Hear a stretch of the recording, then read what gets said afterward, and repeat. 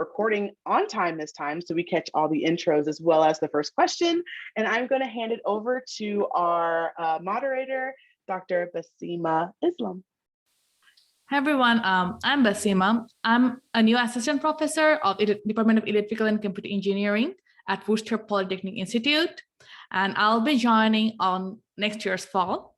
I'm also hiring students, and my research lies in the intersection of ubiquitous computing, machine learning, and embedded system. So before we start with the question, I would invite all the panelists to introduce themselves. So anyone wants to start first, or you want me to call your name? I can start. Hi, I'm Thomas Pasquier. I'm an assistant professor at the University of British Columbia in Canada. And I worked at the intersection of systems and security. Hello, my name is Chris Brown. I'm a new assistant professor at Virginia Tech. I started this fall. My research focuses on software engineering and human-computer interaction, specifically looking at ways to improve the behavior of software engineers. Hi, everyone. My name is Varun Mishra. I'm starting as an interdisciplinary assistant professor with joint appointments in computer science and health sciences at Northeastern University in January. And my research interest is in using ubiquitous technologies to enable digital health interventions for mental and behavioral health outcomes. And my work is at the intersection of mobile wearable sensing, behavioral science, human-centered computing. And if you are interested in these areas, please look at my webpage and reach out to me. I'm happy to chat more. Hello, everyone. My name is Tushar. I am assistant professor in Dalhousie University in Canada in computer science department. I started 2 months back, yes. But before that, I was working in industry. My total industry experience in research is close to 10 years. Well, I'm hiring in software engineering and applied machine learning. Please feel free to reach out to me if you are interested. Thank you all the panelists for introducing yourselves. Let's start with the Wait. Oh, I think we forgot one. I forgot you. I'm so no sorry. Worries. Hi. I just didn't want to jump in front of anybody else. My name is Aloni Cohen. I am starting at the University of Chicago in January. I study things at the intersection of, my background is cryptography. I study cryptography and privacy, but how it intersects with law and policy. So recently I've written sort of as many law review articles as I have computer science journal conference papers. So it's a pretty weird thing. If that sounds interesting to you, let me know. Thank you, Alani. I'm sorry again. I sort of was going through the name and I missed you. No worries. So I apologize. No worries. And Alan does great work. I have read many of his papers and they're really interesting. So, okay, let's hop on to the first question, which we have got the most votes, and that is about how much of getting your PhD is taking classes and how much is it about skill building? So anyone wants to volunteer to answer the question? And if no one will. So normally each institution will have a number of credits that you're required to take to qualify, that become a PhD candidate compared to a student, and that's going to depend from institution to institution, so that you have to do. You can normally audit as many classes as you want, but you're doing a PhD to do research, so you can't spend all your time in classes, because the question came up earlier. And on the skill building, I think that's the principal reason you're in a PhD, right? It's an apprenticeship about doing research and becoming an academic. So the most important part is the skill building compared to the courses. I may add a little bit more here. It depends on your background primarily. So if you are a bachelor student directly coming to PhD, then probably you have to take a little bit more, couple of more courses than a person who is coming with masters. Also, I mean, sometimes, I mean, when a university is reviewing your application, they may suggest that probably you didn't have a specific, let's say, foundation course in your bachelor degree or your master's degree, so you probably have to take that as well. But still, as far as I know, there are not many courses that you have to take. Most of the PhD students are done with their courses in the first year of their degree. So in general, that's what I've seen. Yeah, just to add on, I think it depends on university. For me, it took 2 years. First 2 years are mostly classes. A lot of universities may also have what's called a qualifying exam. So while you're taking classes, you have to do some sort of research as well to kind of prove that you're able to do research. Then you can like become a PhD candidate if you pass this qualifying exam, then your proposal just to show you can do research type of things.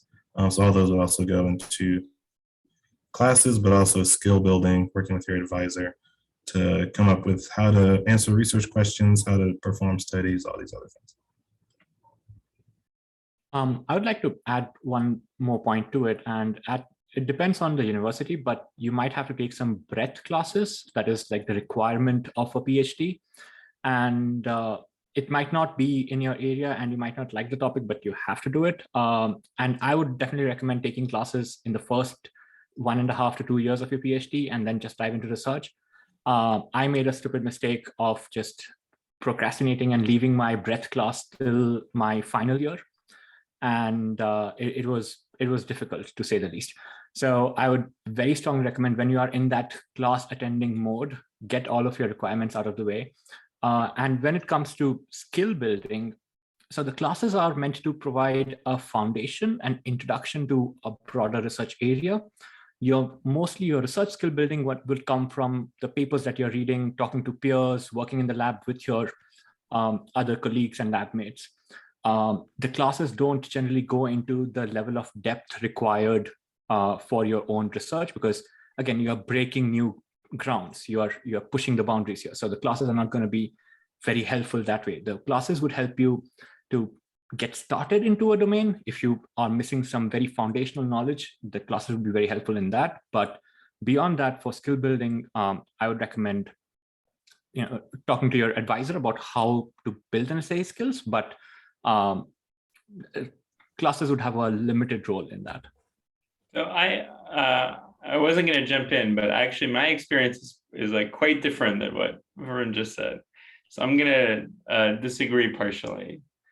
I know it's different for everybody, but for me, I would say that in grad school, it's sort of your last good chance to take classes because they're interesting, and you don't have to satisfy any requirements. You can sit in and audit classes.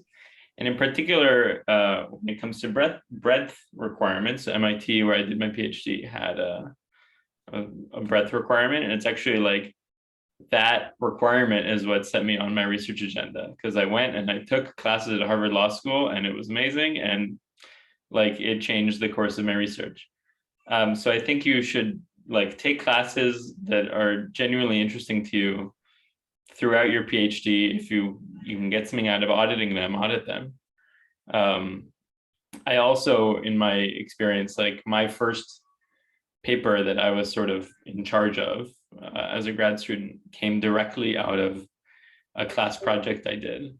And that was the experience of some of my office mates also. So I think that you shouldn't, in my experience, classes were more than just a requirement that you had to check off. They were good, very good things. So you should try to take advantage of them if you can. So before we end this question, wrap up this question, I also want to add to what Alani just said. And that is also in my experience, I have seen that sometimes classes are a good way to also start collaboration with someone with a different research area you are in, but also want to work in the intersection of that area. So that helps you to work in the intersection, like when you do the project. Yeah. So when you're taking a class on a different topic that is beside your own area of expertise, you will get this broad perspective, and you'll see where is the opportunities between these two areas. And sometimes from those class projects, as I mentioned, you can come up with very interesting research ideas and publications.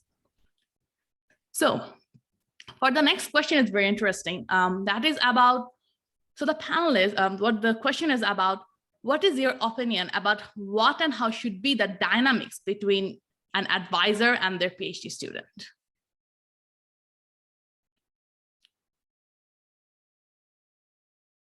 I think so we can go backwards. Yeah, I was going to. I don't think there's a universal answer to that question. I think it depends on the student. I think it depends on the advisor. I've heard advisors say that they, did their best to treat. I think Robin Wang should be muted. I don't know who that is, but I heard from a professor friend of mine who had 2 grad students, and he tried to treat them exactly the same way.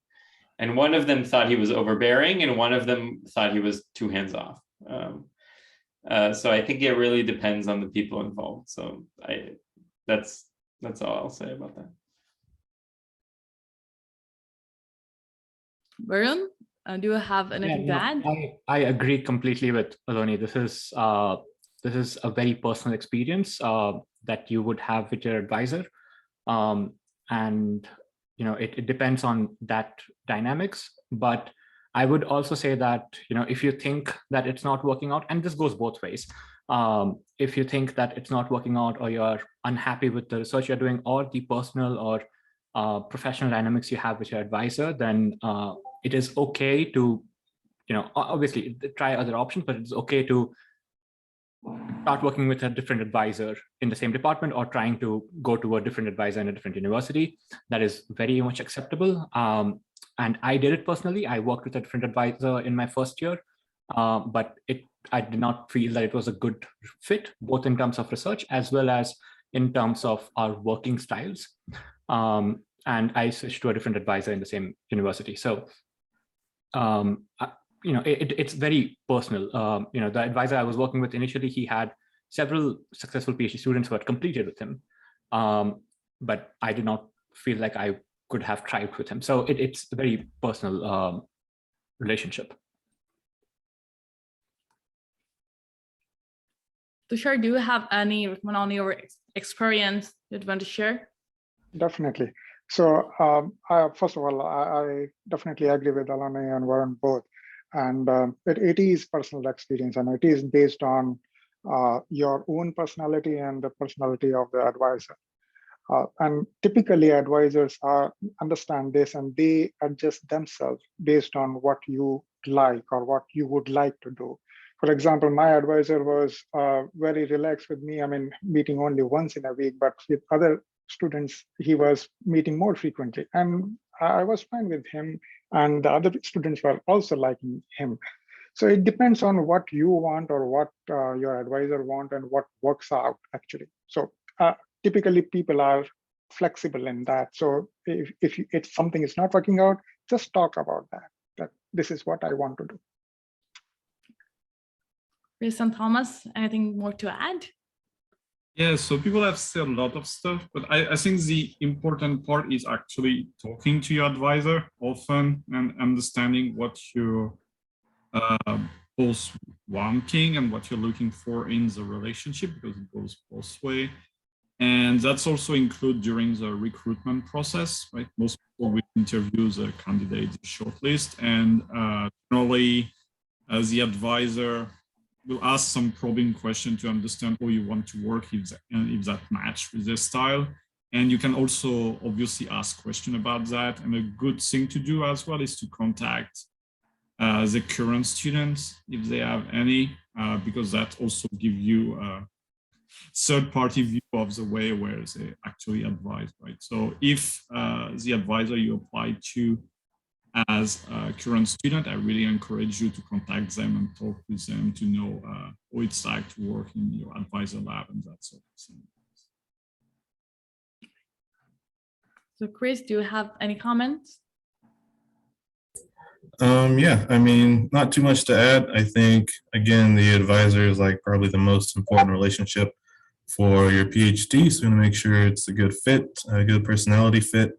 Going back to like, if we view PhD as a job or not a job, you could view your advisor as like your boss, or it's like more of a mentor. So trying to train you with research skills, guide you where you should submit papers, what you should do for studies, career options. So it's a lot more than just like, I have to report this to this person and they give me these tasks to do. A lot of it is they kind of push you in a direction and they expect you to kind of figure out what to do once you kind of get the skills. So it's not quite as much like I directly report to this person and they tell me all these tasks to do. It's more of like a guiding relationship or a mentoring kind of deal. Thank you so much, the panelists. So the next question we have is really interesting. So it is more about what is the right way to think about PhD program. So the question is that I am currently a software engineer in a corporate research lab. Often I want to work on some random ideas which I want to explore, but I cannot because it does not align with the project milestones. So one of my key motivation for joining a PhD program is to have time where I can get time to explore such ideas, and perhaps one of which can be spin off as a startup when I graduate. Is this the right way to think about PhD program? So any thoughts on it? Yeah, I think this is a really interesting question because I pretty much had a very similar experience. So after undergrad, I went to industry and worked for a few years. And like, I liked what I was doing, but it wasn't meaningful. It wasn't really making an impact. There were other things I'd be more interested in working on. And so I think going back to do a PhD does give you more time and more flexibility to explore things you would normally do at a normal job, or give you a chance to take other classes, like some people have said, that you wouldn't get to take otherwise. I think one of the kind of disadvantages is you don't want to make sure you get too off track. So there's like a limit to like all the research you can do. So it gives you an opportunity to explore more things and do more things, specifically in software engineering with tools and other things you might be interested in. But you also need to kind of scale it down to be like, can I fit this into a PhD? So you don't want to get too off track and start exploring everything. But I think it's very useful in terms of like having this research, having the industry experience, and then using that to kind of build off on research. I would like to add something also here, and this is precisely one of the ways to build yourself essentially. So, and this is why PhD is not a job. It fits with the theme of this session. So, because it is giving you the opportunity to try out what you would like to do. So, if, for example, just an example, if you are a software developer and you saw some interesting problem, and well, obviously, if you are in a job, then you have to develop something, whatever your company wants. If you are in PhD and if the problem is relevant, your advisor most likely will be, happy to continue the same research work. And yes, and if it is, spinning, you can spin off a startup or do something own yourself. In fact, there are government programs like in US NSF and even in Canada and CERC, they support startups coming out from PhD programs. So, well, yes, this is the way to go. Yes, +1, +10.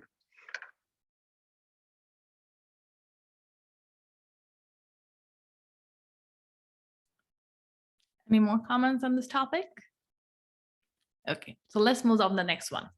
So as a PhD student, from your experience in your PhD, what was the expectation on you? What was your responsibilities, and what were some of the things that was expected to do and some you wanted to do or like to do and helped you in your career? Yeah, I think this gets to the heart of why a PhD is not a job, in a way. So and this is related to what I think maybe Chris said earlier, that in many ways, and it depends on your advisor, and it depends on you, and it depends on the school. So nothing's universal advice, but in many ways, like if you just decide to not do anything for a week or 2 weeks or 3 weeks, nobody's going to notice and nobody's going to care. That might not be true, especially if you're having weekly meetings or whatever, but like, you can just, you know, if you need some time to yourself, you just take it. But the flip side of that is that, like, if you're gonna do it, you have to do it. You have to, like, it has to be because you are making yourself do it. Right? You're not reporting, like, you're not being given tasks, as I think it was Chris who said this. You're not like being given tasks, and these are the tasks. It means that, like, if you're gonna have a clear separation between work and non-work parts of your day and parts of your week and parts of your life, then it's because you're going to impose that upon your time. And if you want to make sure you don't work on Saturdays, you have to decide that, and you have to enforce that, and you have to tell people that. So I think just like having this understanding that, like, it's very different than undergrad, and you're going to go you're going to go there and you're going to be like, all right, I'm great at undergrad, I know how to do this, and then, like, you're going to have to figure out all this stuff. And for me, it actually took a while to figure it out, how to, you know, not just like not do anything for a while. You know, if I was not in a good place with a project or with my collaborators, and I would just like ignore the project for a while and not want to think about it. And then I would like find myself a week later, just like still ignoring the problem and still not in a good place. Talk to your advisor in that situation, or your friends, or your office mates, or your loved ones. I don't really know I don't remember what the question was. I just think that, like, people should know that this is, like, in many ways, it's like, it's not a job, and it's going to be hard. You're going to struggle in some ways, and you're going to have to, like, figure out how to run your own little sort of PhD. And you're going to have people to help you, and you have to call on those people. But it's going to be a thing that you have to figure out. So I don't remember what the question was. I'm sorry. Just to echo what Aloni said, you are going to experience burnout in the course of 5 years. Obviously, like, you'll experience burnout almost, I would say, every year or every 6-7 months after working on a project. You are going to experience some burnout. So as you said, talk to your advisor, talk to your collaborators, because that is even more important if you're working on an interdisciplinary project, because you are part of a bigger system where you're working with, for example, I work with clinicians and patients, and if I just decide that, okay, I don't want to do anything right now, which is fine, but I have to communicate that effectively, saying that, okay, I'm going to take a break, and so that alternate arrangements can be made, and they are all aware. Having said that, I would like just to highlight one point that Aloni said, that if you decide not to do anything and take a break, no one's going to notice, and that is true. In fact, your advisor might encourage you to take a break. For example, I did my PhD at Dartmouth, which, if not many people are aware of, it's in one of the northernmost parts of the country, and it snows a lot. And my advisor has the rule that if it snows, you go ski. You can just cancel the meetings. You have to go ski. Again, that depends from advisor to advisor, but again, that's a part of PhD being not a job, that you have control over your time. You can choose to go ski the entire day, but work later at the night. No one is going to care. As long as you're getting your work done, it's going to be fine. Yeah.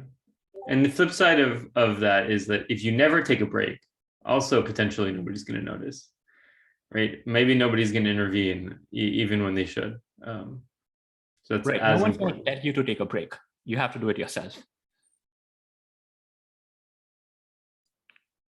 Yeah, on top of that, I think kind of the responsibilities are more than you would for like a normal job. So like a lot of people think for a PhD, it's just research and you do studies and publish stuff, but there's writing involved, there's reading. So how do you read other people's work? There's kind of planning, there's communicating. So how do you communicate about your research? There are a whole bunch of other tasks that go into doing a PhD as well, which makes it more than just a job where you do this one thing and quit. So I agree with kind of like Alani, if you want to take a break, make sure you communicate it, but feel free to just take some time if you want to switch directions. Like I've been doing too much writing, I just need to take a break and read some papers or something. And that's a way to kind of prevent some burnout by just writing and doing studies all the time or coding all the time, just to give you a chance to still make progress, but not get burnt out just doing the same thing. Yeah, and I think an important part to remember in the PhD is not a job, right? It's you do the PhD for yourself, right? Obviously, you're working with your advisor and stuff like that, but you're also building your career, right? So obviously, if you publish papers, that's gonna make your supervisor happy, but that's also building your profile and potentially getting you a job in academia or in industry, and you need those papers too. So that's something that needs to come from within. And there is also a lot of aspect besides the research that you need to get into. So that's networking, doing some sort of service in your university, getting some teaching experience, etc. And all of that you need to spend time doing that because you're doing the PhD for yourself and you're building your career. Right? And if you don't do all of that, you may run into trouble when time for you to search for a job. And it's also why it's important to have a discussion with your advisor, because as the name says, there to advise about what you want to do next. And depending on what you want to do next, so after your PhD, maybe at the beginning you don't know, but after a while you will know, okay, I want to stay in academia, or no, academia is hell and I want to go in industry. And that's perfectly fine, but that's something to communicate with your advisor to try to see the important things you need to do. And among the things I not mentioned, internships are also very important. So doing internships in industry is also something you want to do for your own career. So there is a lot of things to consider and a lot of things to do, and you need to manage all of that in the somewhat limited time that you have. I think that was actually a fantastic transition to the break/next panel that we have, which is working towards mastery, right? And I think internships we can all speak to as one opportunity to potentially gain skills, both technical and research-wise. So fantastic panelists. Thank you all so much for your time and perspectives. I think this was a really engaging panel. We have questions that are still popping up on Discord. And if you have questions that you asked here that didn't get answered, please make sure and put them in Discord so that we can answer them throughout the event as well as beyond. So let's take a second here to thank our panelists. A nice round of applause virtually or otherwise. I'll go ahead and do a quick hand clap. So I'm going to stop recording.